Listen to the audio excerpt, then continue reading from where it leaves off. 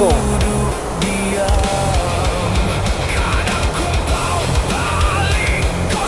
Tengah, tengah.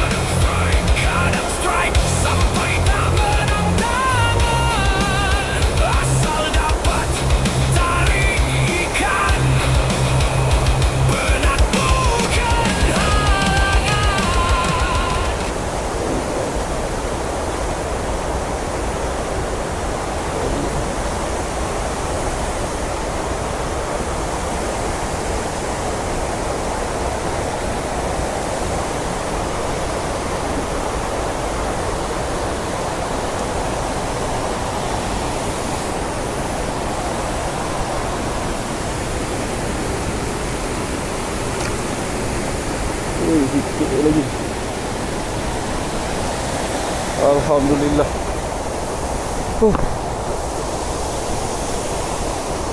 Ada juga kan. Sayang.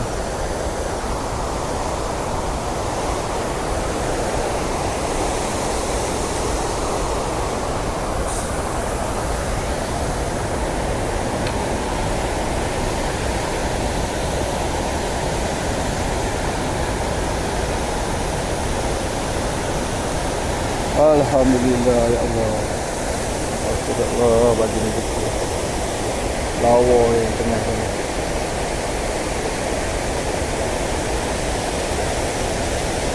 Sayang. Nah. Menggunakan serapalai. Sangkut sikit bawah dia. Serapalai apa aku dah lupa nama dia. Alhamdulillah ya Allah. Bawah tu duduk ni kan. Baik.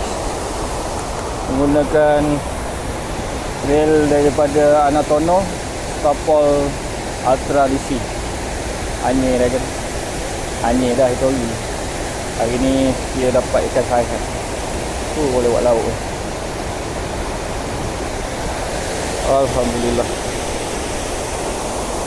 Ini kalau bela kat kira ni bapak lawa.